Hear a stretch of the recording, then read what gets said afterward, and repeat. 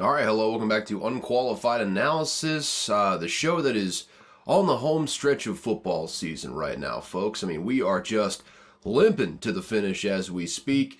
Football at this point is just having an adverse effect on your boy's sleeping schedule. But you know what? It's so fantastic, so wonderful. I have to stay up until 1, 2 in the morning watching it from time to time, and then wake up for work the next day. Thankfully, today I didn't have work. I woke up at a leisurely time about 10:15. Went downstairs, had the breakfast of champions of uh, 3 hot dogs and a small, well, I would say small, a rather sizable chunk of Asiago cheese. And you know what? We're here now, baby. We're here now. I've only procrastinated 2 hours to get this thing out because, frankly, one, kind of just didn't feel like recording today. I didn't know at all what I was going to say, which is not totally dissimilar to most times I record, but this time it's not right after work. I don't have that whole day to think on things, so it is what it is. But also, I was kind of hoping that more news would break in the NFL world as far as coaches and whatnot. I was hoping maybe there was a meeting in New England and maybe there was a resolution as to what the future looks like there. But that's not what we're getting. So, in all likelihood, in Thursday's episode, I believe that's when I'm gonna put it out. We'll find out. We'll have a little bit more clarity on that. But as for right now, we've we're in a holding pattern. Got a little bit of news here and there as far as injuries in the playoff front. Who's starting? Mostly all coming out of Pittsburgh. We'll get to that. But yeah, today we're going to start off by recapping the national championship game and go through some headlines. And then we'll just, do a little quick rundown of what the final week of the regular season in almost in college football, NFL, was like. How it went down, how it shook out. Like, who were the winners, who were the losers, and who just absolutely right in the bed. You know what? I got my dog down here. Who knows how long it's going to be before she decides she doesn't want to be in this closet. I know damn well she smelled that sweet, sweet, stinky odor of the Asiago cheese I just cut up. And she was coming in here hoping to get some of that. And, at some point she's going to realize she's not going to get any cheese and she's going to have to listen to me talk nonstop. So at some point, I would imagine I'm going to have to let my dog out because she's so damn annoyed with my voice. But until then, she's laying right down there, being a good dog, the way she knows how to be. Without further ado, though, let's talk about the national championship game, shall we? Oh, there she goes. There she goes. You can't see her. Probably hear her clomping around. She does have a sweet face, a good soft head, good soft fur. But yeah, it's time for her to go. So here we go. You gonna go? You done out here, or you gonna stay, or you gonna go? Huh? I don't know. I don't know. It's up to you. You don't seem ultra eager to leave, but maybe if I open it up a little bit farther. Hmm? Yeah? Yes, no, maybe so. Hard to say. Hard to say. How you doing, dog? How you doing? You good, dog? Just feel like sniffing around? Okay. All right. There you go. And there's where she's gonna be for the next, I don't know, hour or so. Or if she continues to be annoyed by my voice, that's where she'll stay. There you go. Quick cameo from the old dog Riley. With that, though, let us talk about the national championship game. Excuse me, last night. And you know what? That was a game that was played on the field. And, full disclosure, your boy saw the line moving in Michigan's direction, was like, let me just take this opportunity to take the plus 5.5 on Washington, and let's hope for a nice close game. And that's not what happened, folks. That's not what happened. It kind of stayed close for the first 30 minutes of game time. I think everyone with a pair of eyes could see it was 17-10 at halftime. Could have very easily been 17-17. Also, conversely, could have very easily been like 24-0. It was Michigan was dominating early and often on both sides of the ball. For whatever reason, They just decided they were going to pass a little bit more in the first half. They had some success, but by God, they were averaging double digits per carry on the ground in the first half, and they just got away from it for whatever reason. But hey, that's, Michael Penix missed one down the field as well. Rome Odunze was, I mean, buck ass naked, wide open down the sideline, down the right sideline, which would have been a walk-in touchdown, absolute walk-in touchdown if Penix just hits the throw. Penix misses. Maybe it was a bit of a miscommunication. Penix was expecting him to go towards the sideline. Odunze cut back towards the middle of the field on his route. Either way, just a terrible, terrible miss. And I believe that was on fourth down as well. So you turn it over on downs, no points there. Like I said, could have very easily been 17-17 at halftime. That was not the case. Go into the second half, and man, all Michigan the entire time. And I mean, there were points where, yes, Washington kind of kept it close. I mean, the third quarter, it was still a 7-point game going into the fourth quarter. They evened it up 3-3 in that third quarter. Fourth quarter comes around, that Michigan defense. I mean, Jesse Minter, who is it, Sainristil? I forget his Mike Sainristil. Sainristil, I gotta get that name down. He had one hell of a game. Led Michigan in tackles. Damn near took a pick all the way to the house. Didn't quite matter because really all it did was, well, it didn't quite matter that he didn't take it to the house because all it did was allow Michigan to run a few more seconds off the clock and still score a touchdown. That stuck a fork in it. Even before that, though, I mean, Michigan's defensive front, they only got one sack, but I love to see the QB pressure numbers because it felt like they were on Michael Penix's ass the entire night. And the only reason they didn't get more sacks is because, well, one, they were scheming a lot of short routes to try and, mitigate that pass rush. Solid, I mean, back and forth, kind of up and down. All overall, as far as trying to protect the quarterback sack-wise, solid job play calling from Ryan Grubb and the Washington coaching staff. A little bit too much of leaning into the run when essentially Dylan Johnson is out there on crutches. I mean, he had all these injuries to the right side of his lower body. Then, like the very first play of the game, he gets a left ankle injury or foot injury, wherever it was. The dude is hobbling. The dude can't make cuts on the field pretty much. He's just straight downhill. And I love the kid. Former Mississippi State Bulldog. I have. Whoo, boy, that's we're going to talk about that in just a second. You probably already know what I'm reacting to. That's big time coaching news just happened in the NFL. Might also lead to a change in New England as well. That's wow. We're going to talk about that one in just a second. I got to talk about this national championship though.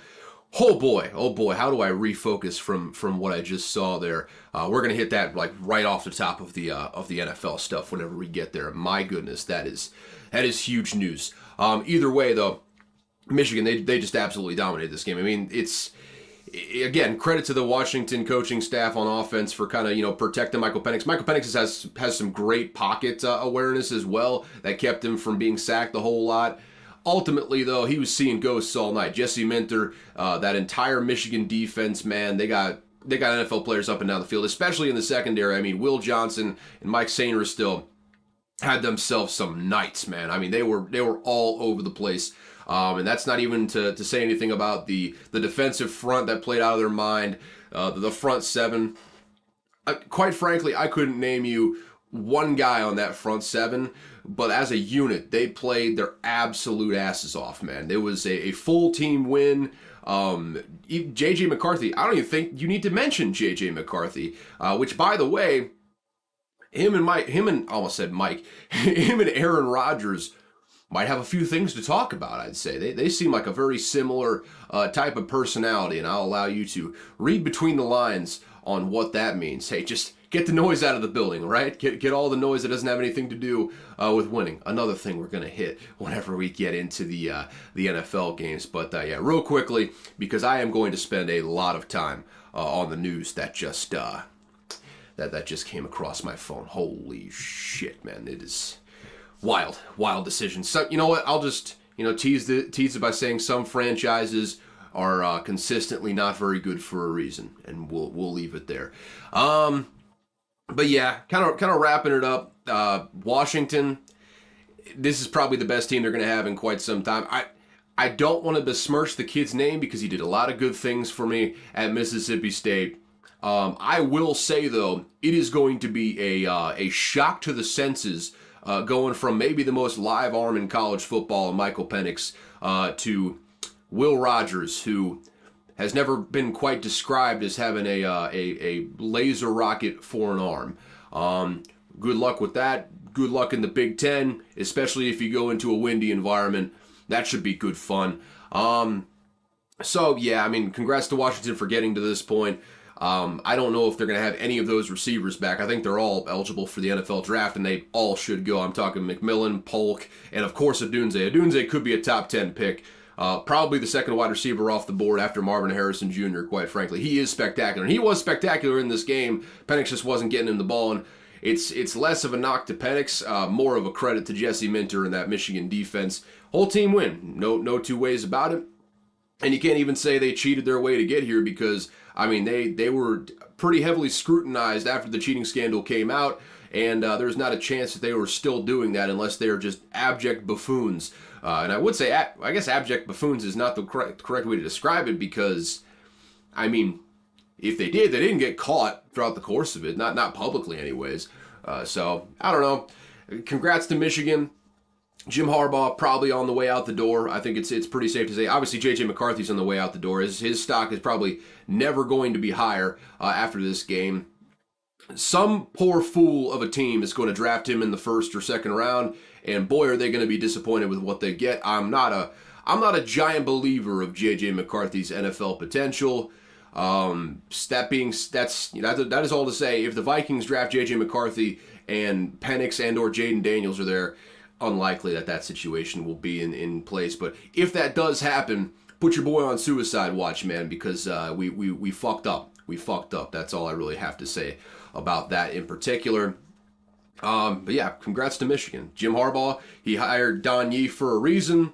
That reason still is not totally certain. I would say it's about 80% trying to get an NFL job, but also there is that 20% that he's trying to leverage NFL offers to get even more oodles of cash from Michigan going forward. We won't know until he signs a contract either with Michigan or with a new suitor. It does feel like, though, this was his final game at Michigan, and it feels like a good place to end off if you are Jim Harbaugh. You accomplished all the things you wanted to accomplish officially. You won a national championship. You brought Michigan back to prominence.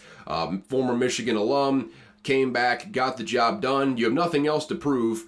Might as well see if someone in the NFL will give you a boatload of cash, which there are a couple franchises that I would almost guarantee are going to give him just that. So, yeah, enjoy this right now, Michigan, because I don't know what the future holds for you, but for right now, you are on top of the sporting world. I do have to say, Michigan did win this 34-13. They won by 3 touchdowns. It was very comfortable at the end.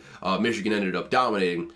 I will say, Sharon Moore, for a guy that in the second half of the Penn State game didn't throw a pass, probably could have done it with a little bit more of that in this game. I think if they went with that formula, if they ran like 33 straight run plays in the second half, I mean, they might have won 45-13, quite frankly. Or that math doesn't really add up, but you get it. They might have won like 40, 50 or something to 13 because Washington could not stop them on the ground. I mean, 300 total yards on the ground, 8 yards per carry, 4 touchdowns. Donovan Edwards broke off a pair of really long ones in the first half. He had 6 carries for 104 yards.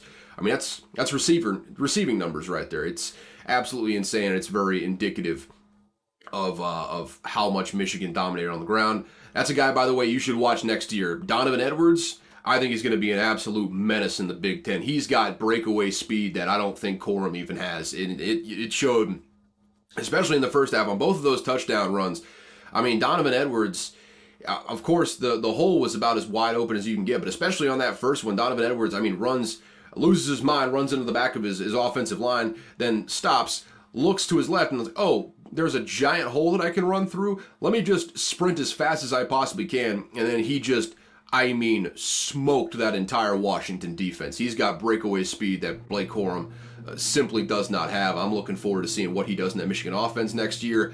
Also looking forward to seeing what the Michigan program looks like next year. But hey, Congrats to the national champs. You did it. Officially, college football season is over. Yup, I'm gonna have to hear these annoying Michigan fans for at least a week before they start focusing on something else. Hopefully, they start paying attention to their basketball team that stinks. That's the only thing I can hope for at this point. But we have gone what is it? Roughly 15 minutes in. And I've just got to get into it right now, man. I've got to get into it. I need to make sure nothing else has popped up. Nothing yet. Nothing yet as far as other news. Yeah. We should be good. We should be good to just get on into the NFL. So, week 18, got to bring up the scoreboard here real quick, and I am going to specifically scroll down to one game. And I'll tell you why this I'm getting ahead of myself. Either way, Jaguars go to the Titans. All they have to do is win, and they win the division. They're in the playoffs. Book it. It's done. That is not exactly what ended up transpiring. At least I think that's what it was. I could be wrong, fairly certain. I don't know. Either way, Jacksonville, all they have to do is they win and they're in the postseason at the very least, right? We can all agree on that. They finished 9-8. Could have been 10-7 if they won, but they didn't. They go into Tennessee. Derrick Henry, in what's likely his last game as a Tennessee Titan, goes for a $153, 1 touchdown. The Titans get the win 28-20. A good final win of the season for Mike Vrabel and the boys. A good building into next season. The Jaguars fire basically everyone on the defensive side of the ball. Seems like maybe a teensy weensy bit of favoritism on that offensive side of the ball, because it seems like basically all of the offensive assistants minus Press Taylor, the one guy who was calling the plays, got fired for the Jaguars over there. Don't know anything about that or what that's about. If you've been listening long enough, you know my opinions on the situation. I think a lot of the Jaguars' offensive struggles fall squarely on Press Taylor's shoulders, but neither here nor there. The Jaguars, just not a very good team, and they absolutely collapsed down the stretch. Man, this is just, it's embarrassing to say the least. We don't have to dwell on that, though, because the Titans, minutes ago as I'm recording this, they just took the world by storm, took the sporting world by storm. There were rumors that this might happen. There were rumblings that I didn't quite take seriously that maybe, just maybe, after a rough season, Mike Vrabel might be on the hot seat. I thought the Titans would be absolutely stupid to do that. I thought it would be a total loser move. It would just be an excuse for Ran Carthon to bring in his own guy that he handpicked. It would have nothing to do with Mike Vrabel's coaching acumen if they kicked him out of town after this season.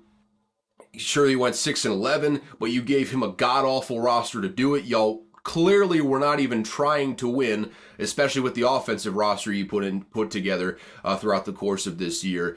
If you fired him this year, you were just going into the year wanting to fire him. And then what do? They win in their final game of the season.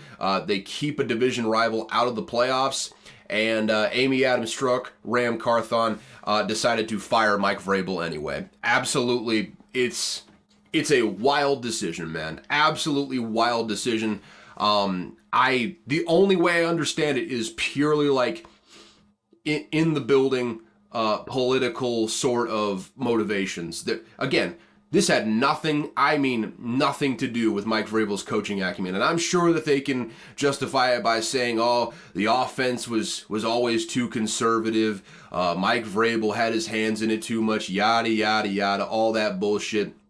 No, they fired Mike Vrabel because they wanted to bring in their own guy. That's the only thing. They were ready to come in there and bring in their hand-picked head coach because ego, all that stuff. And I don't know what the internal dynamics were. Maybe Ran Carthon and Mike Vrabel were butting heads throughout the course of the season. That's entirely possible.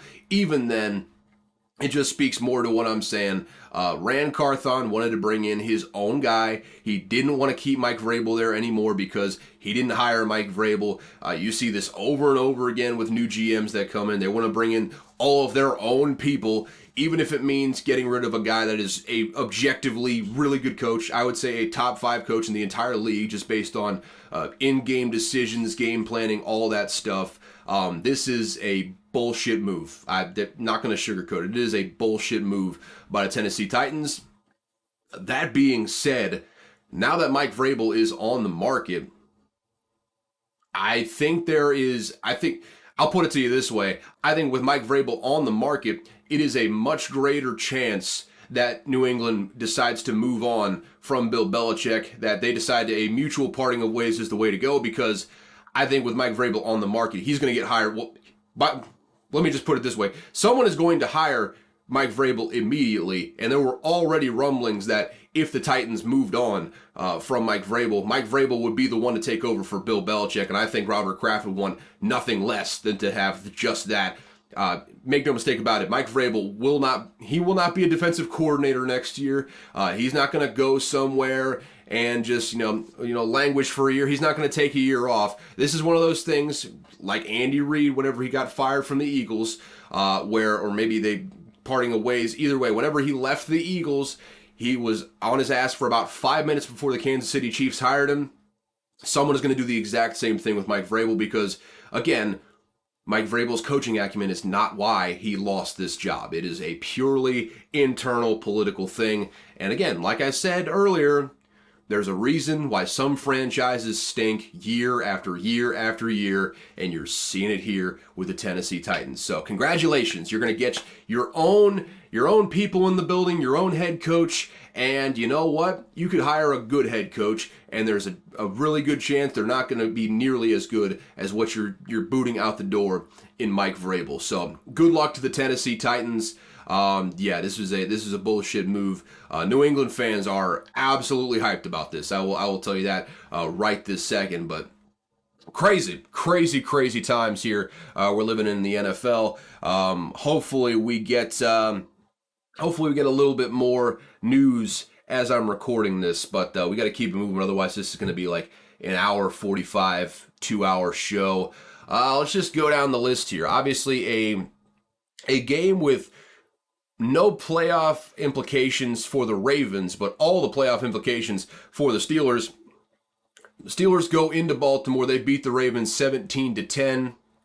Nobody is starting for the Ravens. It's Tyler Huntley. It's a couple receivers. Basically everyone on the defense, like Roquan Smith, Patrick Queen. I mean, you go down the list, you name it. Everyone except for the guys that needed to hit incentives were not on the field. This damn nose piece just coming out of my glasses right now.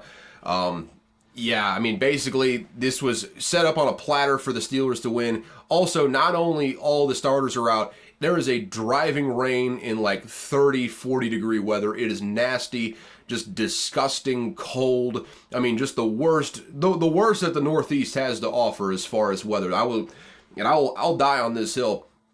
There is no worse weather in this country than a 35 degree day with driving rain. It is miserable, it is disgusting, and if you are a lineman in that, you can't feel your hands. Basically everyone can't feel their feet at that point. It got sloppy as hell in this game after a certain point.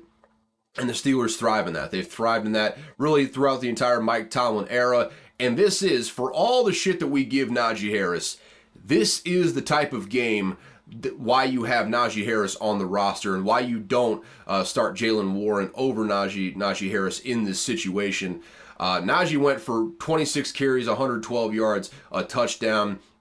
That's the type of dude. I mean, like 6'2", a little short of 235, a guy that just runs his face into you over and over again. Those hits hurt worse in this type of weather, and he just kept banging them over and over and over again. Pause. Man, what a win for the Steelers. They get this one. It was served up to them on a silver platter by the Ravens not playing anyone, but still a big time win. Steelers get to 10-7, which means that they just needed a little bit of help, and they would be in the dance here when it's all said and done.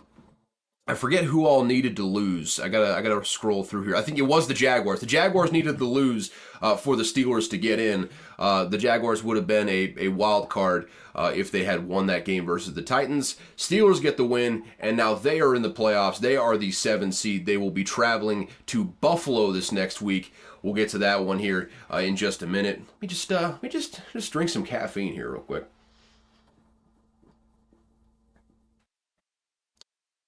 Neither of those coaches were fired, by the way. Not Steelers or Ravens. And you know what? Even though Steelers fans were talking about Mike Tomlin all year, all he did was just get his 18th straight winning season. Pulled a rabbit straight out of his ass. Not even a hat. He just pulled it right out of his keister. That poor rabbit just sitting there for so long. But I digress. He's in the playoffs once again, and lo and behold, a good organization didn't fire their head coach here. How about that? It's crazy how that works, but we'll keep it moving. Again, nothing on the line for the Ravens in this one. They just came out, trying to keep everyone healthy. Now they accomplished that. A true win and get in scenario though, the Texans versus Colts on Saturday night. This was a win or go home situation.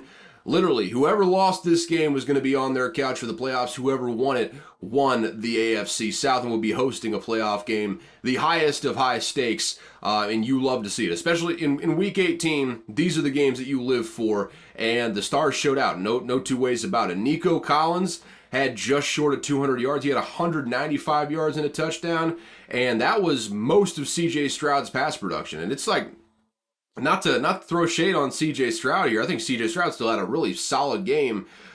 Just Nico Collins played out of his mind in this game. C.J. Stroud had 264 total passing yards in this game, 2 TDs, no interceptions, over 10 yards per attempt. He was lights out. 20 of 26 as well.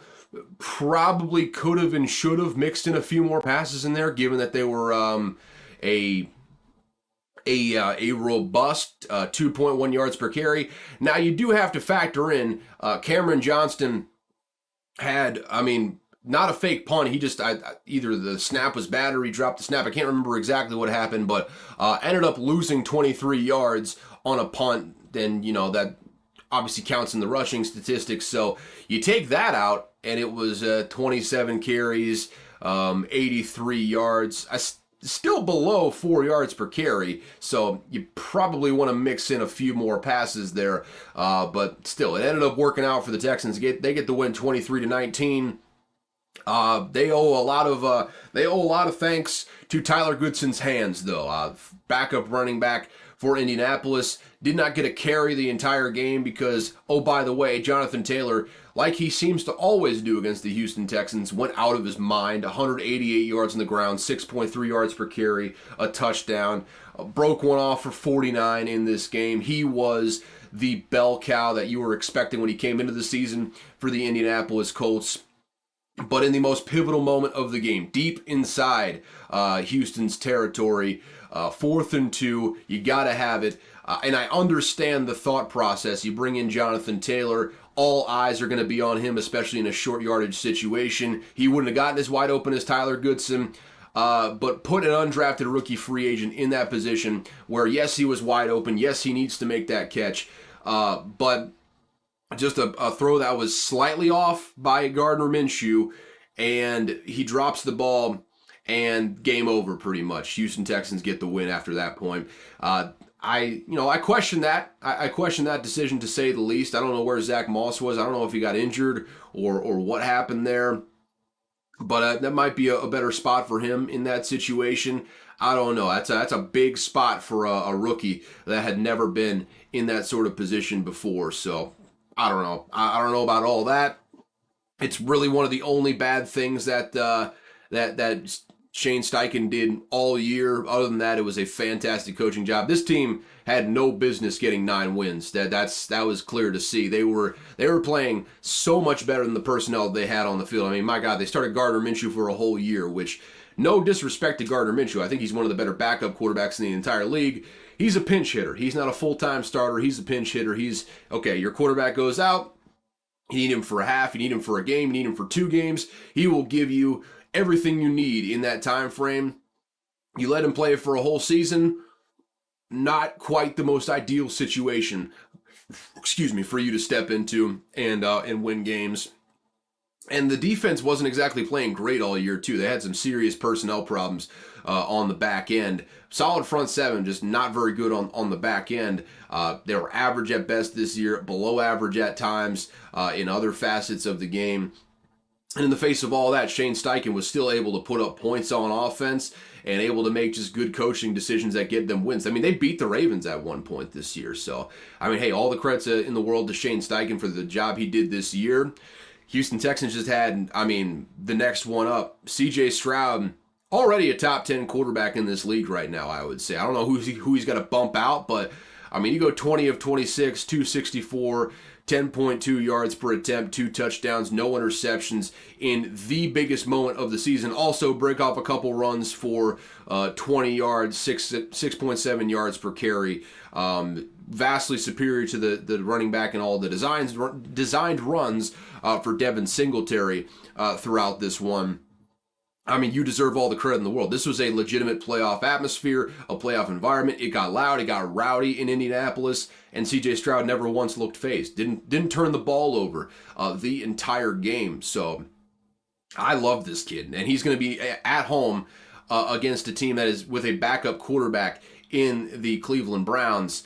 Now, that Cleveland defense is no joke. They've not been very good on the road, though. And I'll tell you right now, I don't know what the line is at this particular moment. I locked in the over on that game with the Houston Texans and Cleveland Browns at 43.5. I think it's already up to 44.5 in a lot of places, but that's one pick I'm giving away at this very moment. By the way, really solid board this week. I really like a lot of picks on the board, but I digress on that front. This is a really good spot for C.J. Stroud to, he's already really had his coming out party. He ran away with the Offensive Rookie of the Year. No two ways about that, but man, what a stage for him to go into on the playoffs and really announce himself as like a top 10 quarterback. He's going to have every opportunity to do that against that vaunted Cleveland defense, and I am very much looking forward to it. That is going to be a dandy of a matchup. We got some real good matchups here in the first round. Really, outside of that Bills Steelers matchup, not really going to be a whole lot of bad matchups as far as spreads are concerned. Oh, by the way, I forgot to mention, moving back to that Steelers game, TJ Watt did get hurt. He suffered a knee injury. Looked a lot worse than it actually was. It was an MCL sprain, so no major structural damage like an ACL or anything like that. We're good on that front. Won't be playing this week though. That was clear to see. Mike Tomlin already ruled him out, so not great. Also, Mason Rudolph seems to have taken the starting job from Kenny Pickett. Looks like the Steelers maybe in the market for a new QB this offseason. It's going to be tough with their draft position, though. I'll say that right now. But yeah, either way, Houston Texans are in. So are the Pittsburgh Steelers. Let's keep it moving from there. Pause that video before it even starts. Don't need to see any of that. The Bengals made me look foolish. I still don't know why I bet on the Browns. I know why. I bet on before I knew Jeff Dixickle was going to be playing at starting quarterback for the Browns, but the Bengals beat the hell out of them 31-14. Somehow finished with a winning record after one of the best quarterbacks in the league. Joe Burrow's arm just exploded in the middle of the season. All the credit in the world to them. Still not going to the playoffs, but to finish 9-8 is a great achievement for this team after what they've gone through at the quarterback position. Browns, they just wilted, imploded on themselves like a dying star in the final week. They didn't try to win. So again, I don't know why I bet on that one, but it was, of the 3 picks, only one I lost. So you take the good with the bad, I suppose. Bengals got that win 31-14. Lions, they didn't have to do it to us, but Dan Campbell decided he was going to do it. Lions get the win 30-20. Life is pain, existence is suffering. But hey, Vikings got the 11th pick, man, and we're in the market for a quarterback. There are a couple teams ahead of us. Looking specifically at the Chargers and the Cardinals, who have got their quarterbacks of the future already, who are open for business, I say. Open for business. And we may not have had the greatest past here trying to trade with Monty Ossenfort. I heard a story this week that a team at the very top of the draft, specifically maybe the Cardinals. No, the team was not specified by Brett Coleman. This is where I'm getting the information from. He said it on Mina Kimes' podcast, that the Vikings really tried hard to move up and get Anthony Richardson. Only team that was really trying to move there was the Cardinals, and they had the pick right before the Colts, so you can read between the lines there. And apparently, the GM of this undisclosed team that we can only assume is the Cardinals decided that the Vikings were going to be too good going forward, so they didn't want to make the trade. So yeah, that's, Monty Ossenfort. You're on our shit list, to say the least. Seems unlikely that he will trade with us once again, but we'll see. We'll see. Maybe he thinks we're going to be bad going forward, so that could be fun.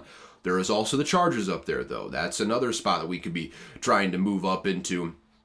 I don't know what quarterback is going to be available at. I believe they're five or four. I can't remember where the Chargers are picking. I got to pull up Tankathon here in just a second just to make sure. But Vikings at the number 11 pick very much are in a position where they can move up and get their quarterback of the future. Again, my preference would be Jaden Daniels. I have a hard time seeing him fall past 3, but if it's going to be one of those, Jaden Daniels would be nice. If not him, I think you could probably stand pat and probably get Michael Penix. I think he's got enough question marks, quote unquote question marks, as far as health, the knee injuries. He had 4 straight seasons where he had a season-ending injury. So that was early in his career, but still, that's a medical history that's going to linger and turn some dumb GMs off. And also, he's 24, so there's another recipe for other dumb GMs to turn off on him. So maybe you could stay pat and get a guy like Michael Penix. I probably wouldn't play with fate like that. I'd probably move up and get him. Again, though, let's not get away from the main thing here. Try and get Jaden Daniels if you can, because that kid is a star in the making. I mean, a star in the making. Again, I said it before during the college football season when he was making that run to the Heisman. He's the closest thing we've had to Lamar Jackson since Lamar Jackson was in college football. And quite frankly, I think Jaden Daniels' accuracy is better than what Lamar Jackson's was coming out. Lamar Jackson was all arm strength and raw athleticism when he was coming out of college. I mean, people forget he barely completed over 60% his final year in college. And I think he played the bowl game against Mississippi State as well, and he had some errant passes in that one too. He was inconsistent accuracy-wise. Jaden Daniels is much more accurate than what Lamar Jackson was coming out, and he still has that dynamic running ability. Jaden Daniels, he's still probably going to go after Caleb Williams and Drake May because I don't know. Scouts love to just harp on the measurables for those guys. Oh, it's beautiful to watch and whatnot.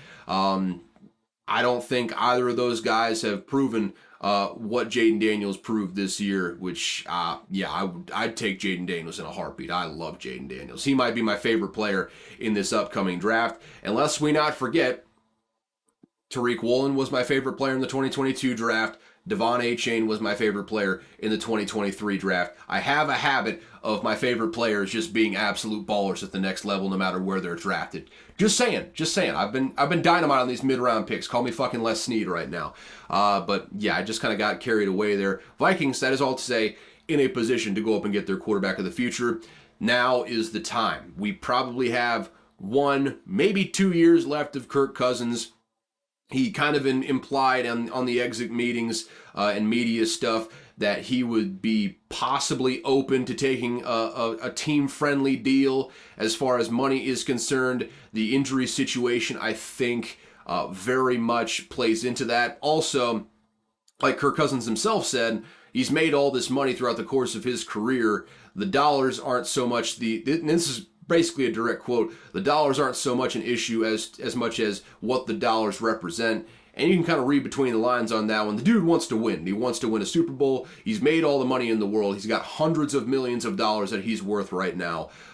all he needs left to finish out his career is a Super Bowl, and I think he'd be willing to take something around like $30 million a year, maybe even a little bit less than that if we could be so lucky, in order to stay in Minnesota. You keep him, you move up, and you get a quarterback.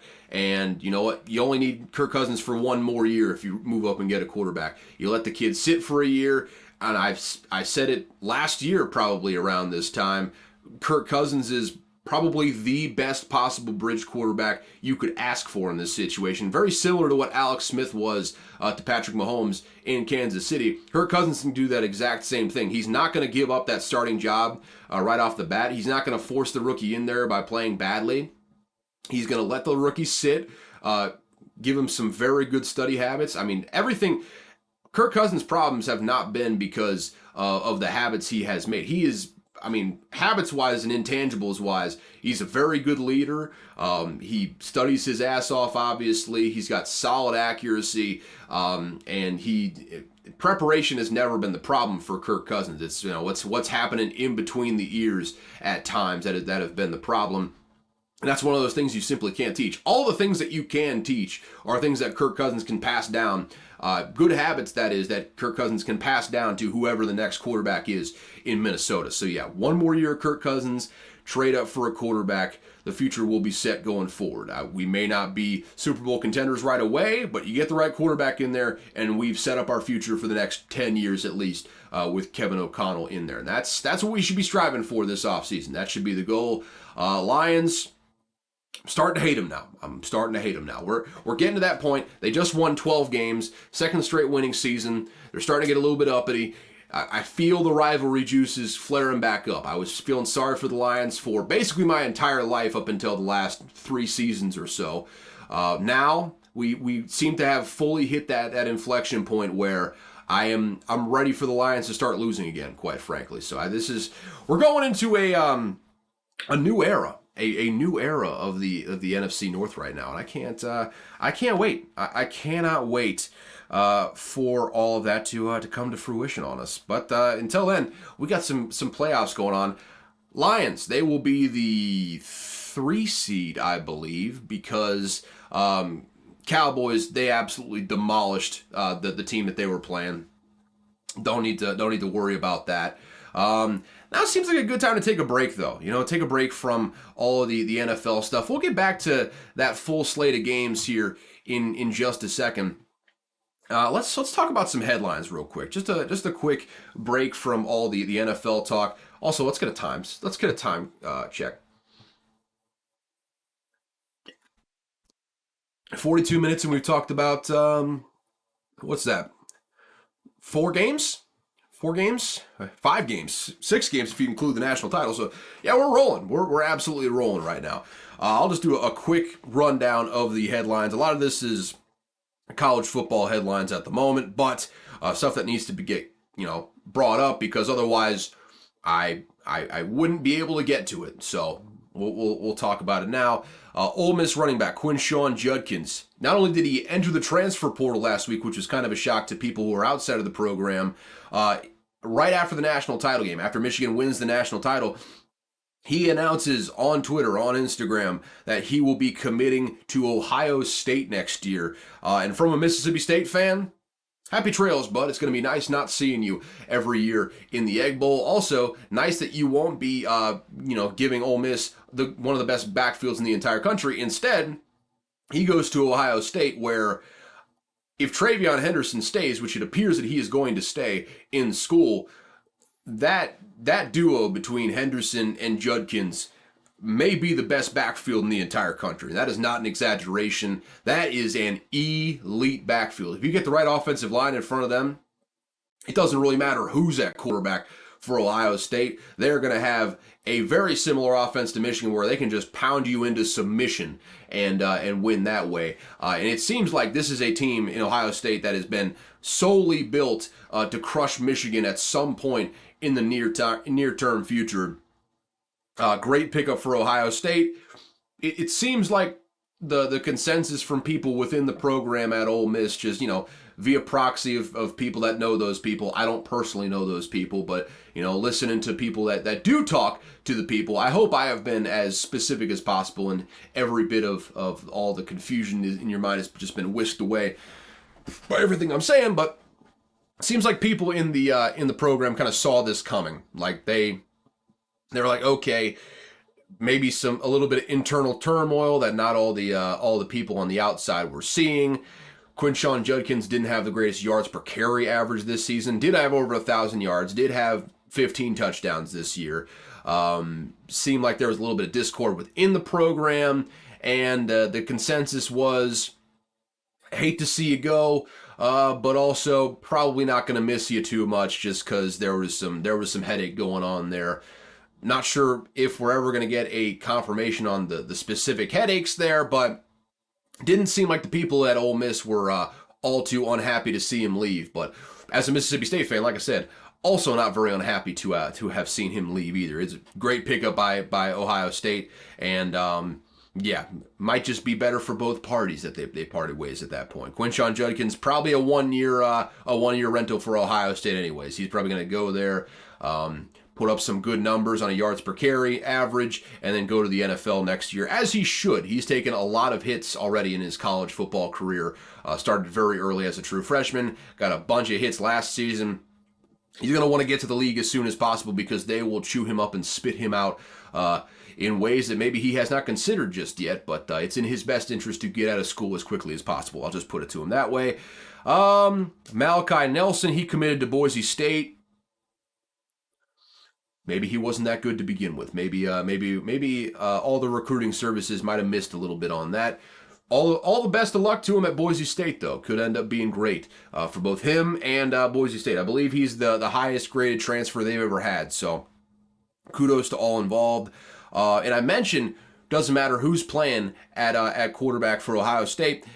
Who will be playing at quarterback is Will Howard, who pulled an okey doke on USC, saw the Miller Moss 6-touchdown performance, like, might want to go elsewhere, decided to go to Ohio State instead. Very good pickup for Ohio State, and it's Miller Moss time in USC. I think he did more than just enough. He absolutely lit, I forget who USC played in the bowl game, but just absolutely lit him on fire. So it'll be Miller Moss, Woody Marks, and that revamped defensive staff and that defensive personnel. I'm very interested to see what USC does in their first year of Big Ten football. We're talking about Ohio State in this one, though. I mean, Will Howard, it is clear to me, it is clear as day what Ohio State wants to do with that offense going forward. You pick up Quinshon Judkins in the portal, in addition to Travion Henderson. You've got one of the best backfields, if not the best backfield in the entire country.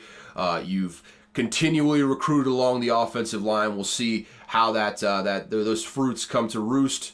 Not the right words, but you understand. The fruits come to ripeness, if you will. Who cares? Going to move on from this metaphor right now. We'll see how that all works out on the offensive line portion of this. But you got a really good running quarterback, a power running quarterback in Will Howard, who has got good speed, good power, like I said, like 6'5", 240, and can run. We saw that at Kansas State on a frequent basis.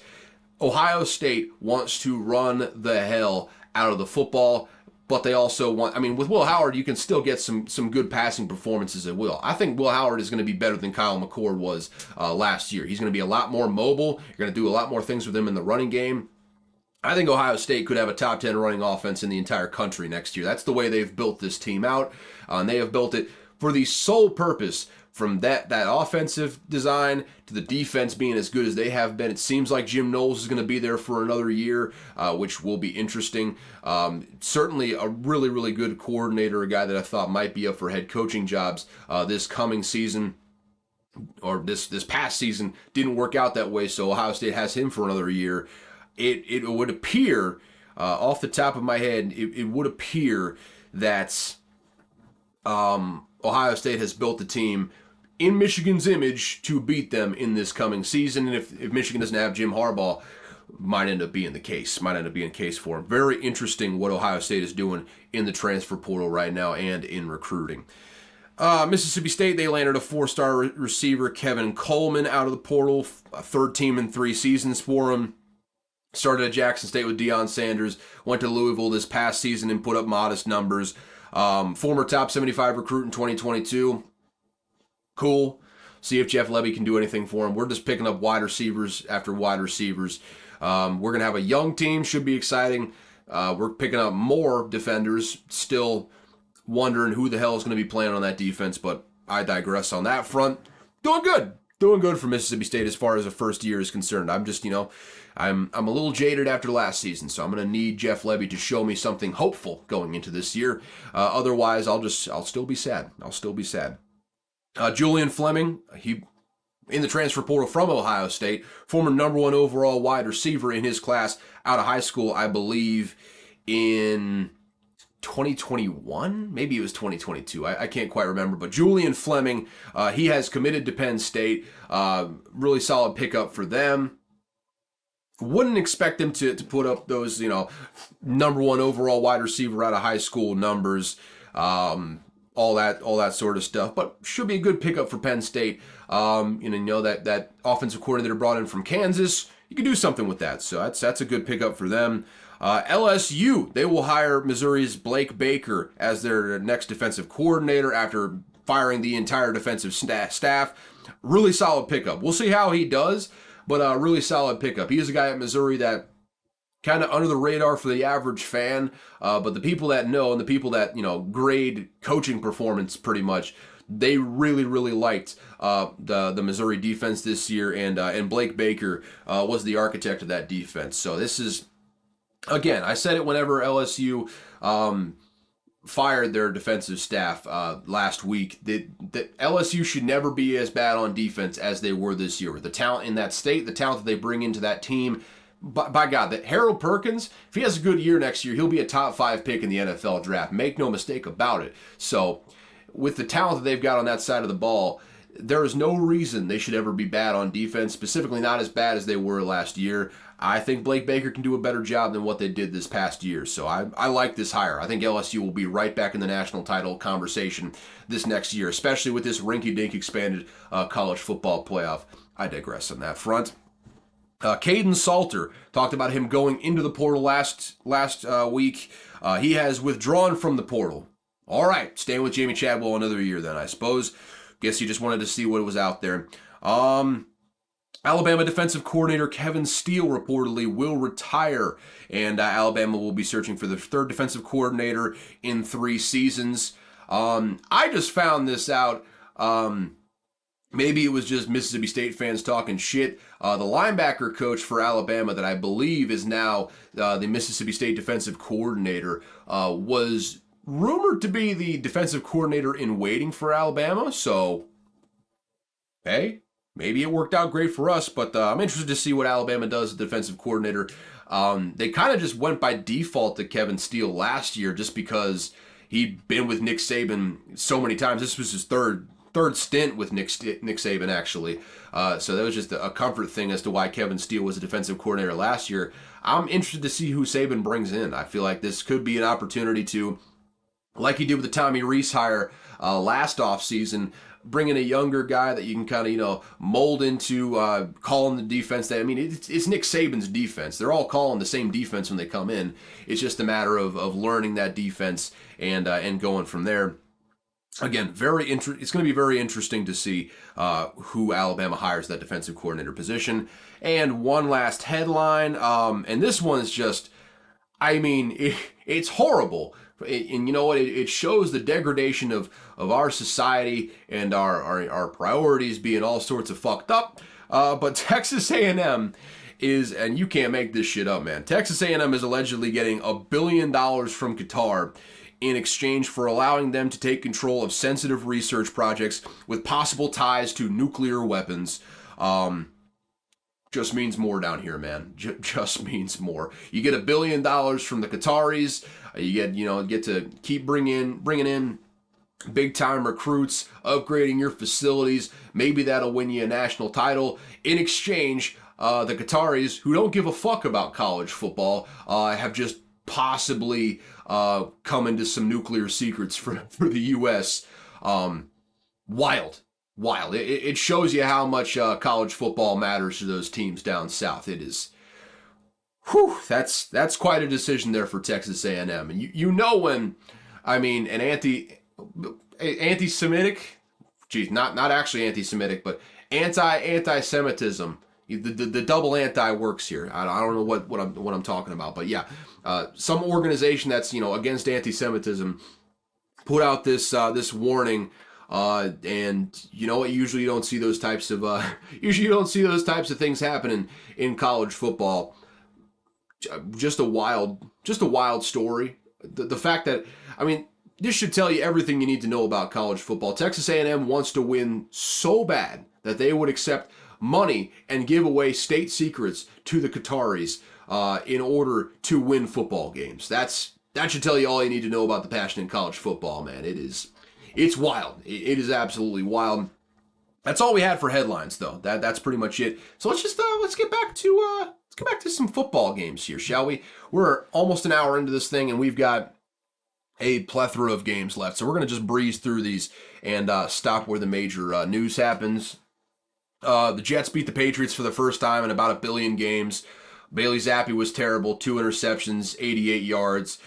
Patriots are going to draft a quarterback there at the top of the draft, make no mistake about it. Breece Hall, 178 yards, 37 carries, a touchdown. Solid ending to what was a frustrating season for him over there. Hard to get a lot of opportunities as a running back if your quarterback is god-awful. Jets get the win, though. They're 7-10 on the season.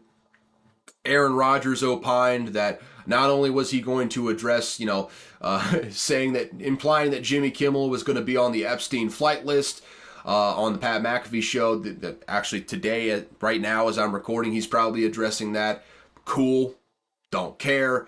Also, the funniest quote that came out of that press conference, and it happened at the same press conference. I think he was asked, what needs to happen for this team to move forward.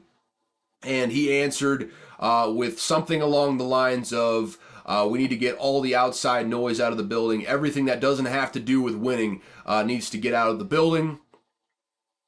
The lack of self-awareness is just, it's incredible. The guy that has just been drumming up drama left and right over a vaccination status, which, by the way, I don't agree with most things that Nick Wright says. I think he's a bit of a sensationalist. But Nick Wright has been on the money with his analysis of this one.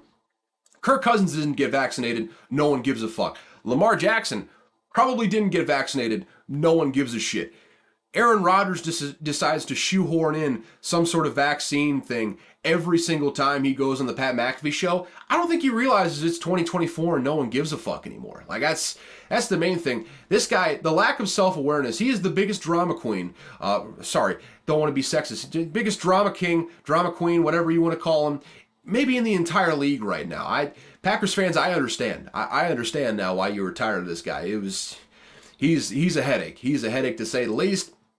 And for someone that likes to talk about the woke media and whatnot, silencing, he plays the victim like no one else in the entire league right now. So good luck to the Jets, man. Good luck. He's a hell of a quarterback when he's out there, but by God, you just hope he's out there playing, because, man, the lack of self-awareness is startling at times. But there they are. Jets are there. They're handcuffed with Aaron Rodgers. They're probably going to look for a veteran backup for him, which they probably should have looked for in the trade market.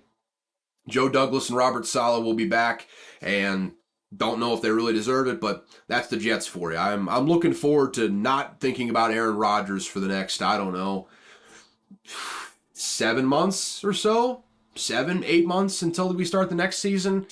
Until then, good riddance. The Saints kicked the shit out of the Falcons here. There's a couple things that came out of this. The final score was 48-17. If Dennis Allen had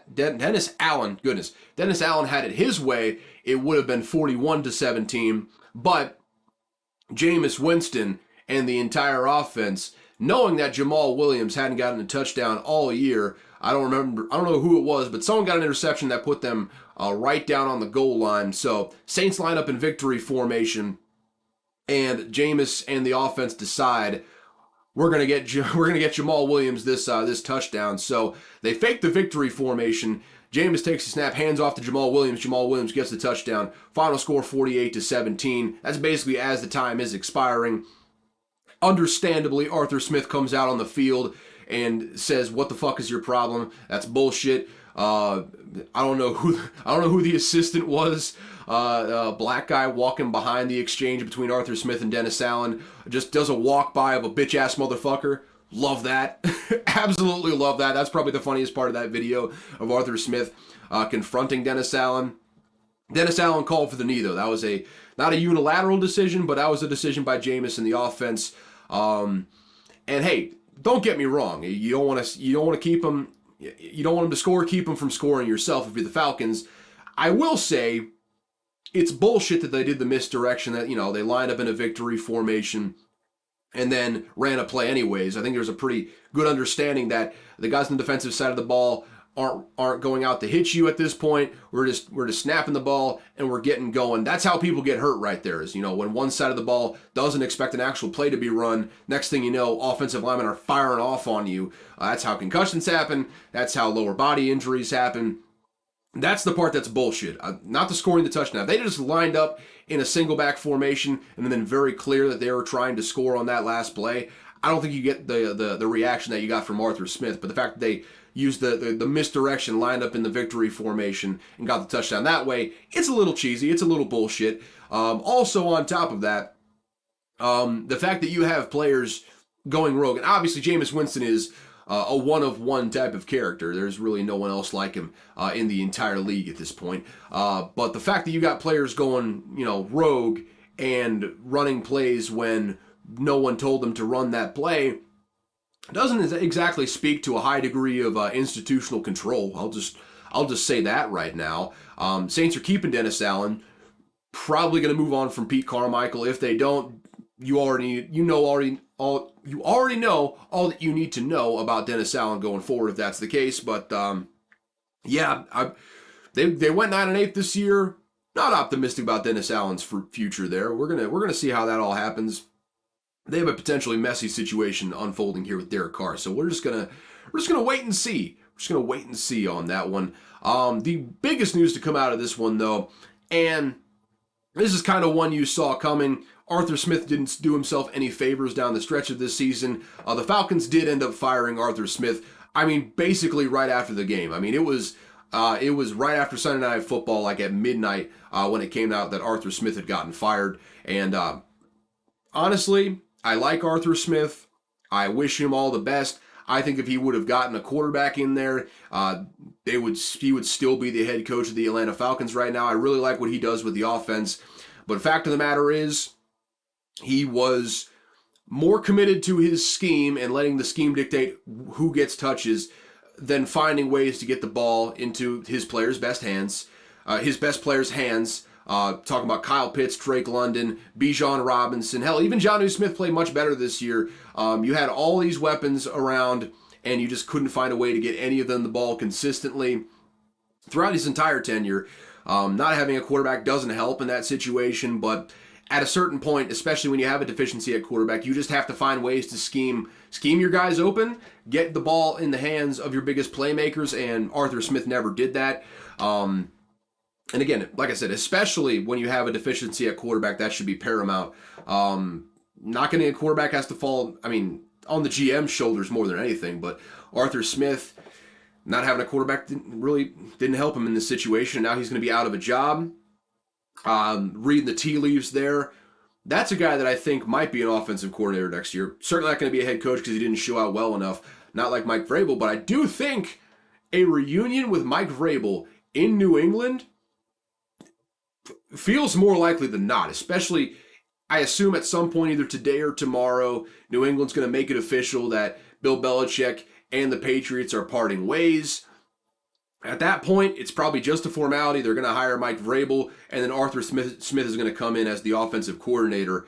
Right there, right off the bat, you have got the makings of a rebuild with the Patriots in the next 3-4 years or so. You are in a great spot. You just got to hire a GM after that point, and you are all set to go, my man. You are ready to go. But I think Arthur Smith lands on his feet. I think specifically he lands wherever Mike Vrabel goes when this is all said and done, though. But yeah, another opening there with the Atlanta Falcons. Attractive job, quite frankly. They have a solid draft position. I think they have a top 10 pick because they won the strength of schedule tiebreaker with the Vikings, and I think there was one more 7-10 team there tied. I think they're either 9 or 10. I think, well, the Bears are 9. They're the other 7-10 team. So Bears are 9.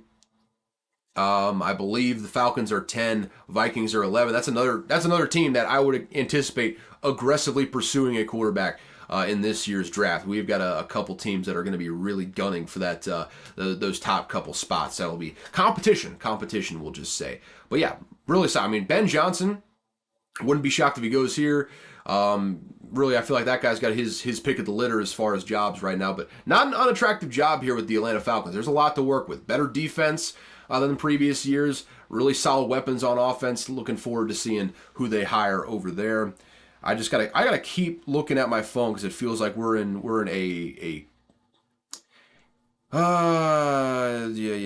in quite a time right now for breaking news. Sorry, I had to read on my phone real quick. Also, let's get a little bit more caffeine before this Coke gets warm.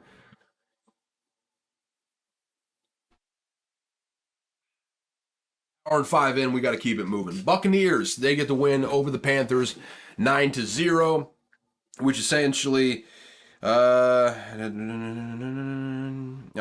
Tom Telesco interviewing for the Raiders GM job, cool. This is the prime interview time of year, so we'll talk about some of that maybe on a future episode. Right now, though, we're talking about football. Buccaneers get the win 9-0. Wasn't pretty, but it was good enough to render the Saints result moot. They win the division. They will be hosting. The Buccaneers win the division. They will be hosting the Eagles, the 5 seed, in the postseason this year. And that is one of my picks. I don't know what the all right, I'll talk about it in just a second. But I don't know what the line is right now. I got the Buccaneers at +2.5. I think they're gonna win that game, and depending on how they win that game, Nick Sirianni's job may be in serious jeopardy. That's all I really have to say about that. You know the rumors if you've been following NFL circles. Things are not great right now with the Philadelphia Eagles, and we'll get to them here in just a second. But excuse me, they will be very interesting this offseason if the Buccaneers win in an emphatic fashion. I think the Buccaneers win though, so that's one of my official picks, +2.5. In addition to that, over 43.5 that I got for the Browns versus Texans. Panthers, good luck. That's all I got to say. Good luck. 2-15 and no first round pick for this year, and I believe the following year as well. So have fun. Bears go on the road to the Packers and they lose 17-9. Bears have the number 9 pick and the number 1 pick. Ryan Poles, I'm afraid, really knows what he is doing.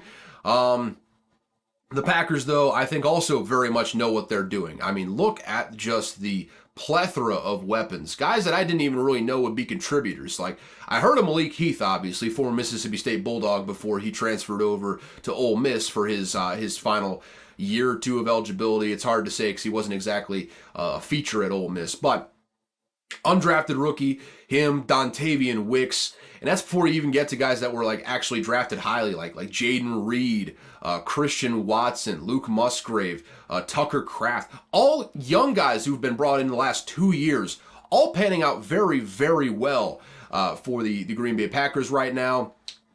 And it all works because, boys and girls, the Packers did it again. It's fucking bullshit, guys. They went from Brett Favre to Aaron Rodgers to now Jordan Love. I think, and I hate to say this, it pains me to say this, I think the Packers had their quarterback for the next decade or so. I mean, Jordan Love had maybe his best game of the season in the biggest moment of the entire season. I mean, 9.9 yards per attempt, 27 of 32. Only quarterback to have, I believe it was over 80% completion percentage. Before him was Aaron Rodgers, 2 touchdowns, 0 interceptions. This is this is the future, man. This is the future, and it makes me sad that the Packers keep doing this and keep getting away with it, and they still have Jordan Love for another year just to make sure they saw what they think they saw. And yeah, good luck, guys. They have a game this week versus the Cowboys in the first round. They'll be traveling to Dallas for that one, and I think they have a really good opportunity to go on the road and make some stuff happen, especially when you take into account the history of the Cowboys in the postseason. So looking forward to that one. Also one that I have a bet in. I believe it's over 49.5 on that total.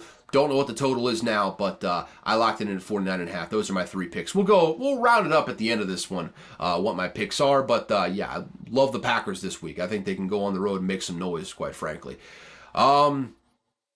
Raiders. Also, by the way, the Bears are going to be they're going to keep all their guys there. I still think Luke Getsy's on the way out the door. I don't think he had a great showing as the offensive coordinator there. However, I think, Matt Eberflus, that entire coaching staff outside of the offensive side, showed you enough this year to continue being the head coach going forward. So that's who they got. That's who they're sticking with, at least for another year, until they have a bad year next year with Caleb Williams or whoever they get, and they fire everyone. That's just the Bears' way. But I digress on that front. Raiders host the Broncos, beat the hell out of them 27-14. Broncos weren't trying to win. Let's all be honest here. The second that they benched Russell Wilson, you knew they weren't trying to win anymore. I mean, not like Jarrett Stidham had a terrible game, but a touchdown interception wasn't great overall. Raiders get the win though, 27-14. Zamir White once again in relief of Josh Jacobs, played very, very well. I think there's a very good chance he ends up being the running back of the future there for the Raiders. It all kind of depends on what they decide to do with Josh Jacobs. They didn't sign him to a long-term deal this year. He'll be a free agent this upcoming offseason, and I don't think that they're going to be. I don't think they're going to be bringing him back, quite frankly. So probably Zamir White's train going forward here, if I had to guess. And you know what? I've said it a million times, so I'll keep it brief this time. Antonio Pierce should be the head coach for the Raiders going forward. He brought an absolute dumpster fire under Josh McDaniels, back from the dead, essentially, to a point where guys are playing well. Guys are enjoying life again. The culture is completely turned around. It looked dour with Josh McDaniels at the helm. With Antonio Pierce there, it is a total light switch overnight. They're a better football team, and he just fits the culture of the Raiders. That slogan that he had for the Christmas Day game, where it was just like basically like pain, hatred, and aggression, or whatever the hell the three word slogan was there for his team. He just fits the Raiders so well. He needs to be the head coach for that team going forward. I hope Mark Davis makes the right decision there, especially being not the most affluent owner in the entire league and having to pay 2 different coaches an exorbitant amount of money already. Why not skimp a little bit, spend a little bit less money, and hire the interim as the next head coach. I think Antonio Pierce will be a lot cheaper than those guys that you just kicked out the door, quite frankly. So yeah, go ahead, hire Antonio Pierce. We'll see. Hopefully you keep Champ Kelly as well. We'll see how that works out. Champ Kelly's getting interviews all over the place, so at least with the Panthers. So we'll see. Hopefully they do the right thing, but it is the Raiders, so always an opportunity for them not to. Yeah, so Eagles, they go on the road to the Giants. Giants beat the hell out of them. This is one I just had a feeling on, and not a strong enough feeling for me to, make an official pick on the podcast, but I put my own hard-earned money. Giants +5 felt like stealing money. I thought they would probably lose, but they'd keep it close. Wasn't even really close, and the Giants, dominated this game. 27-10, the final score. Tyrod Taylor went out there briefly, but came back in with a finger injury. They get the win, like I said, 27-10. The Eagles have now lost, I believe that makes 5 of their last 6 after starting the season 10-1. Their only win coming against the Tommy DeVito-led Giants, and that was the game that Tommy DeVito got benched in at halftime. The Eagles have been terrible down the stretch. They have not played well at all, and they've lost to some of the worst records in all of football, specifically the Cardinals last week. And having lost to the Cardinals like that, you expect a team with great culture to come back out and bounce back in a big way versus a division rival on the road in the final week of the season in the Giants, and that just wasn't what happened. And you can say, yeah, the Eagles saw what was happening in Dallas before halftime. They pulled all their starters. That did happen. But also at that time, they were already down, 17-0, I think it was. Maybe it was 24-0 at that point. Marcus Mariota came in, and you knew what time it was. They weren't gonna win this game, and essentially they didn't score a point until garbage time in the fourth quarter. It was 27-3 in the fourth quarter, and the Eagles didn't score until the second half. I think, like I alluded to it briefly, but at the very least, I think the Eagles are once again about to clean shop for a bad reason this time in the coordinators department. I don't think I think Brian Johnson the offensive coordinator for I think it's Brian Johnson, the offensive coordinator for the Eagles. But yeah, I don't expect him to be back. I don't expect any of the defensive staff to be back. They have been terrible this season. No pass rush. Secondary hasn't played well. Scheme has been shoddy. You've got upheaval in the locker room. Things not going well. Just keep it in mind, I don't think the Eagles will do it. However, if the Eagles go on the road in the first round, after having started the season 10-1, skidding to not even winning the division down the stretch, you go on the road to the Buccaneers and you lose by double digits, you get dominated by the Buccaneers. Again, don't think the Eagles will do it, but I would not be shocked in the least if they fired Nick Sirianni after this year. I, again, don't think they will do it. I think they're just going to clean house in the coordinators and hit the reset button there and go from that point on. But Philadelphia has done this sort of stuff in the past, and I would not put it past them. Would not put it past them right now, to say the least. Would not be surprising. One coach that did lose his job after this game didn't get fired, but it was a mutual parting of ways. And this is kind of one that we saw coming down the course of the season here. There was some obvious tension between Brian Daboll and Wink Martindale, and Daboll wasn't going to leave, so it came down to Wink Martindale, and that's what happened. Wink Martindale decided to resign as the defensive coordinator of the New York Giants, and that's a guy right there. Just because it didn't work with the Giants and just because the personalities clashed with Brian Daboll does not mean Wink Martindale isn't the best defensive coordinator on the market right now. He is proven. He has done it before. And basically everywhere he's gone, the defense has gotten better basically overnight when he's gotten there. Just the way he's so creative with blitzes.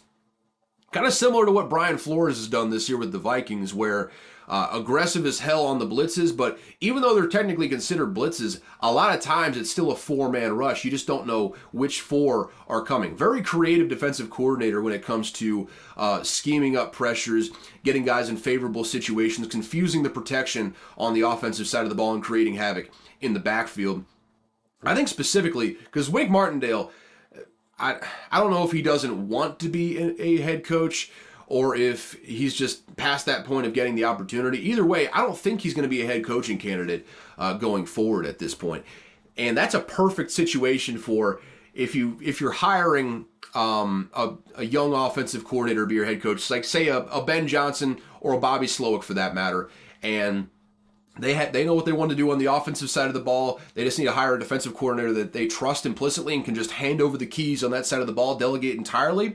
Wink Martindale is the guy that you want to do that with. So I think there's going to be probably not initially, but once these teams start hiring their new head coaches and you get like wherever Ben Johnson, Bobby Slowick end up, watch wherever those guys end up, seeing maybe they might have a bidding war for Wink Martindale's services. I don't think there's a better guy on the market right now to do just that. I mean, just look at what Miami did with Vic Fangio this last season. Mike McDaniel, I'm sure he has some ideas of what he may, like to see on the defensive side of the ball. Kind of similar to Kyle Shanahan, though Kyle Shanahan's an entirely different animal. I think he created an entire defense just based on things that he would not like to see as an offensive coordinator, and now a lot like Nick Saban, he's bringing guys in and they're calling his defense.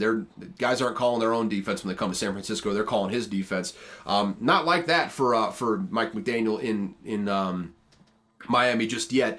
but I mean, he handed over the keys to Vic Fangio, trusted him to do the defense, and really, when they had the pass rushers out there, Bradley Chubb and Jalen Phillips, they were one of the better defensive units in all of football. So I would anticipate a similar sort of impact in that way.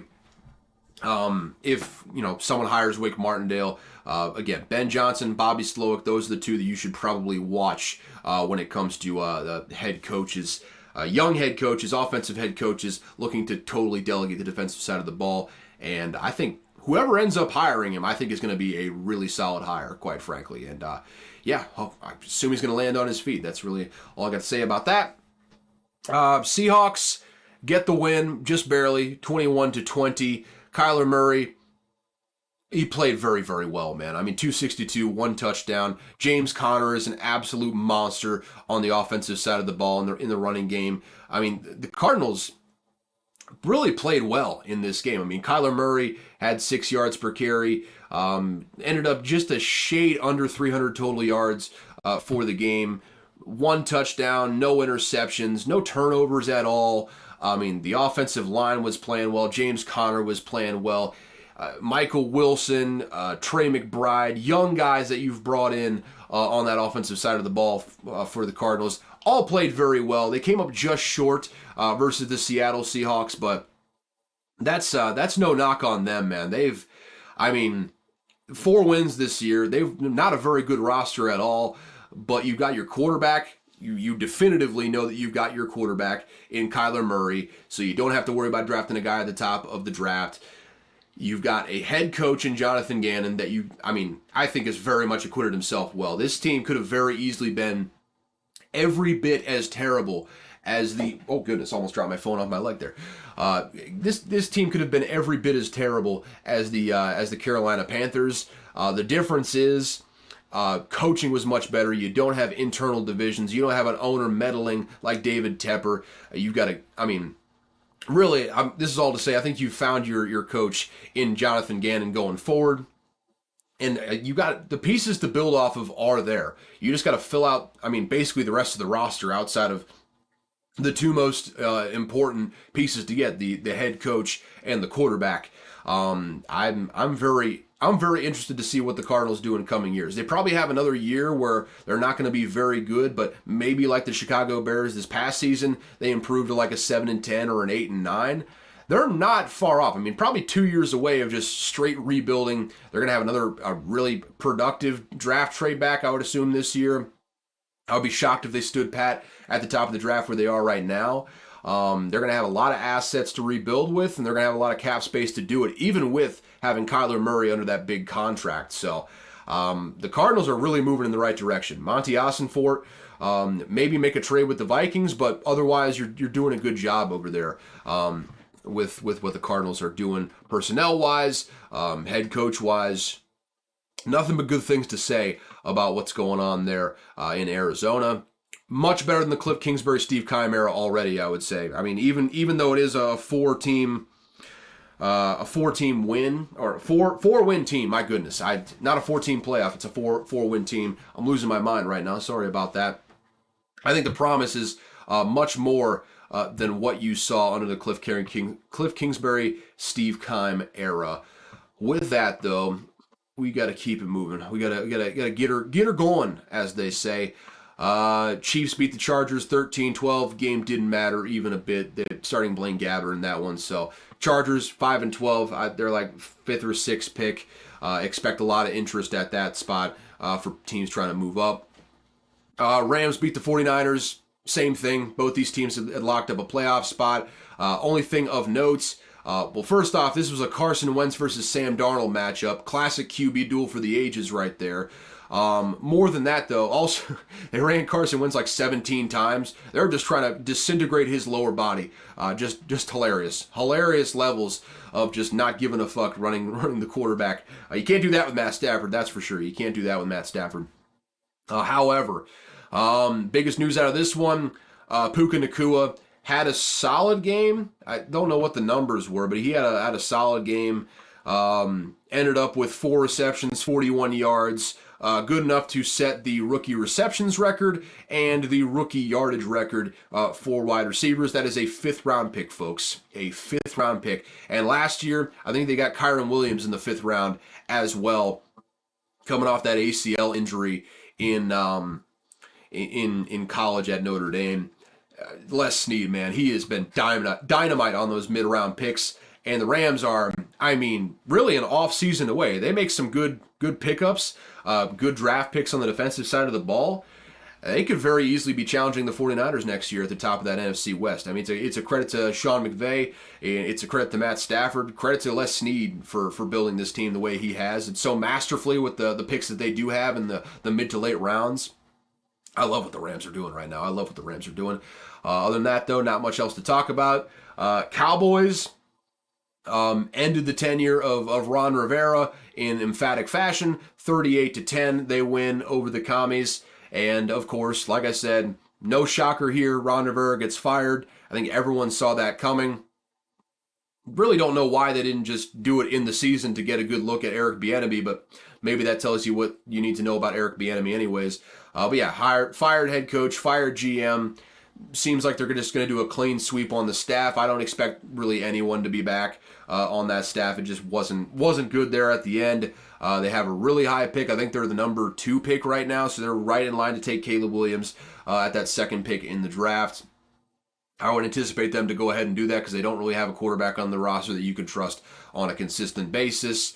Yeah, the Commies are a joke. The Cowboys are good. The good thing for the Cowboys is they have the 2 seed, and outside of the 49ers, which color me shocked, the 49ers are once again going to be right in the way of the Cowboys to go out there and win the NFC.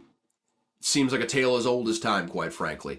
But yeah, Cowboys are going to have the 2 seed, which means everyone has to come to them. That is a good thing because they are not very good on the road. 4-5 on the season on the road, all 5 losses. You know, if you're doing the quick math at home, 8-0 at home. That's really good for them to be on or at home for the entire playoffs outside of the NFC Championship game in all likelihood.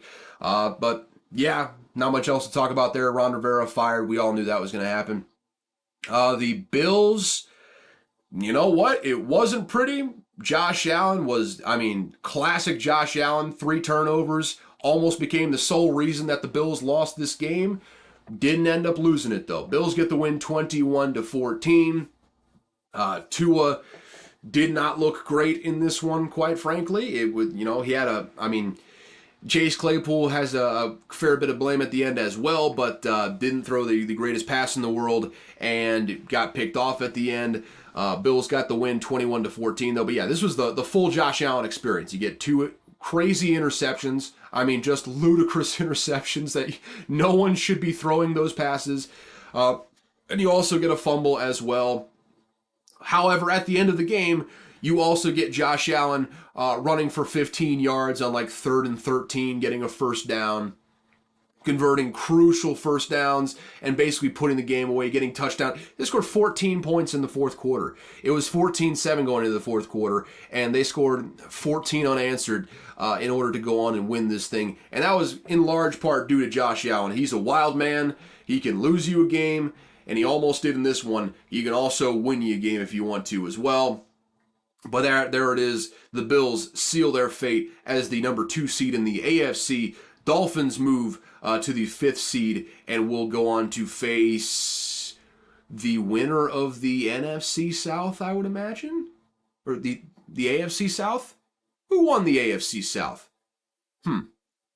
Maybe I don't even remember. I don't know. Well, I guess they're in a tie with the Browns, and I guess the Browns win the tiebreaker. I don't know. I gotta look up the playoff matchups here in just a minute. But yeah, there you have it. No one got fired in this one either. Yeah, I was trying to come up with a fun nickname, and it just I've really got to go to the bathroom, so it's just not coming to my mind right now. But that's that's a good cue to start wrapping this thing up either way. Bills get the win. Sean McDermott channels Al-Qaeda into getting 11 wins this season. 5 straight wins to end it off, going through an absolute gauntlet stretch to get that. I would argue that there is not a hotter team in the AFC right now than the Buffalo Bills. Bills and Browns firmly in the no one wants to go up against them category of this postseason. AFC playoffs could be just wonderfully chaotic, and I cannot wait to watch it. I cannot wait. That being said, that was it for the schedule of last week's games. I think we hit all of the head coaches that got fired. Jim Irsay in the hospital, severe respiratory illness. Hopefully he's okay. Seems like he'll probably be okay, but good, hopes and prayers, thoughts, prayers, all that sort of stuff. Hopefully he's okay. So let's look at the wild card matchup, shall we? On Sunday, we'll just start off with the NFC. On Sunday, we have got Packers at the Cowboys at 4:30. That'll be on Fox. Already been over that. I need to see what the line is right now. And honestly, let's just cut out the middleman here and start talking about betting lines here, because that's what I'm really looking at right now. Actually, yeah, let's just go down this chronologically. I was starting to go conference by conference, but let's just go chronologically. Starting off on Saturday, we have got the Browns at Texans at 4:30. Browns are favored by 2.5 in most places. You got a 3 over at PointsBet if you're trying to bet on the Texans. My slight lean would be on the Texans here, but that Browns defense can be outright nasty. My real play is the over. You can still get a 44 at DraftKings right now. It's moved to 44.5 everywhere else. I got it at 43.5, so for the purpose of the pick segment, that's what I'm putting down there. That is my first pick. Dolphins, Chiefs. Chiefs are favored by 4 in most places. You get a 3.5 over at DraftKings and Caesars if you're trying to bet on the Chiefs. And that would be my lean. I think the Chiefs are going to match up very, very well with this Dolphins team. And essentially it all comes down to, if you can stymie that running game and just put the game in the hands of Tua, you're going to be in a good spot if you're Kansas City Chiefs. That being said, I'm not putting any money on that because I don't have any faith in the Chiefs to score, quite frankly. Over is 44 in most places. You get a 43.5 over at PointsBet. So there's that. Steelers, Bills. Now it's -10 in most places in favor of the Bills, -9.5 with DraftKings. TJ Watt won't be in this one, which certainly helps out the Bills. That's a big number, though. I feel like the Steelers have a chance to keep it closer in this one. Over-under is pretty good mix of numbers. There's as high as a 37 at PointsBet, and you can get as low as 35.5 at DraftKings right now. So shop around on that one. Packers, Cowboys. The over-under has now moved to 50.5. I think I got it in at 49.5. Still love the over in that one. I think there's going to be a lot of points scored in this one. The Packers are all the way at a 7.5 point underdog right now. I might have to revisit that one. I might have to wait for that line to run up even farther. There's a good chance I bet on the Packers on the spread, too. I think the Packers are going to keep it closer than a touchdown throughout this one. I like Jordan Love. I like that offense. Joe Barry's going to get smoked on defense. I already know that one, just based on what the Cowboys do at home and just how bad Joe Barry has been against offenses that are worth a damn. Offensively, though, the Packers, I think, are going to move the ball on this Cowboys defense. It all just kind of comes down to whether they can stop that pass rush. If Jordan Love can evade the rush, if they can keep Jordan Love clean, I think the Packers are going to put up a bunch of points on the Cowboys. So, yeah, I love the over in this one. Even at 50.5, I love the over in this game. I think the Packers-Cowboys, circle that one. I think that might be the best game of the weekend. I think that's going to be a really, really fun game there at 4:30 on Sunday. Then Sunday night, we have got, the best storyline for sure. Rams, Matt Stafford going back on the road for the first time at the Lions for the first time since Detroit traded him to the Rams, and in the biggest possible moment, win or go home, playoff atmosphere. The Lions fans have not been able to do this in probably many of their lifetimes. It's been 30 years since they hosted a playoff game. That might be the most lit atmosphere in the entire first round, in the entire wild card round. That is going to be must-watch television. It is on Sunday night. It is going to be so much drama, and I can't wait. I hope for nothing more than a great game where Matthew Stafford just rips the heart out of the Lions at the end. It would just fill my heart with the utmost joy if that were to happen. As far as the spread, though, -3.5 in most places in favor of the Lions. You can still get a -3 at MGM right now and Rivers. That's pretty much the only ones providing that. I don't know. Emotions aside, emotions aside, the over one is 51.5. So I don't think Vegas is really expecting either of these defenses to do great. I do think, though, the Rams kind of build everything off of Kyron Williams in that running game. The Lions have low-key had a propensity to stop the run very, very well this year. They're one of the better run defenses in the entire league. They're probably going to be getting C.J. Gardner-Johnson back. They already got Aleem McNeil back last week. I think the Rams can push the ball down the field. I think they will get some shot plays, but I feel like the difference in this one is just going to be I don't think Kyron Williams is going to be as good against this Lions front seven as he has been throughout the course of this year. So I would lean the Lions in this one. I'm not going to put any money on the spread, but I would lean the Lions. I'm looking forward to this game. I think there's a lot of matchups here in this first round that I am really looking forward to. It's going to be a great first round of the playoffs here. Final game of the weekend, though, Monday night. Eagles at the Buccaneers. This is actually moved to 3 in a lot of places. It's still 2.5 in favor of the Eagles at Caesars. Everywhere else has moved to 3, and I love the Bucs even more at 3. I got them at 2.5. I love them at 3. I think the Buccaneers are just going to win this game, and I don't know that they're a better roster. I don't know if they're a better team overall, but they have the home field advantage. They have an Eagles team that is playing god-awful football right now and just gave up 35 to the Cardinals, 27 to the Giants this past week. A Giants team that really hasn't been great on offense the entire year. I think Baker Mayfield can come out there, keep him clean. That's the main thing, but you keep him clean. I think you're going to be seeing Mike Evans streaking down the field for some big plays. I think the Buccaneers are going to put up some points. I think that Buccaneers defensive front is going to give the Eagles problems, and I love the Buccaneers in this one, man. So yeah, there you have it.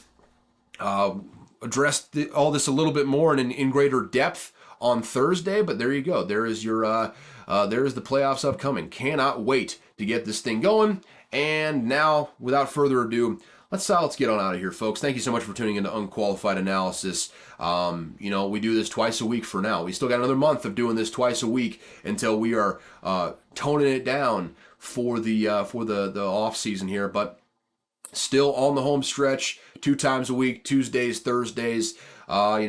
Subscribe wherever you're listening to it, Spotify, Apple. You're probably not listening to it on YouTube because no one is watching on YouTube, but I keep putting up videos there anyway. So if you want to see the video component of this, go on over there. Subscribe there as well. That would certainly help me out. And if you want to keep up with what I'm doing, follow me on Twitter at Caleb Verzak. That link will be in the description. If you want to contact the show, shoot me a DM there or go to the email, which is unqualifiedanalysis@gmail.com. That link will also be in the description. And with that, thank you so much for tuning in to Unqualified Analysis. As always, I've got no clue what I am talking about. However, one thing I learned this week, it is estimated that 14% of all silver pennies minted by the Frankish Empire in the 800s went to paying off the Vikings to keep them from or stop them from raiding a town. Insane amount of economic impact that the Vikings had back in that day. Skull Vikes, by the way. Not a playoff team, but 11th overall pick. I digress on that front. Y'all have a good one. See ya. This will be up later this afternoon, so sorry about it being late. See you then.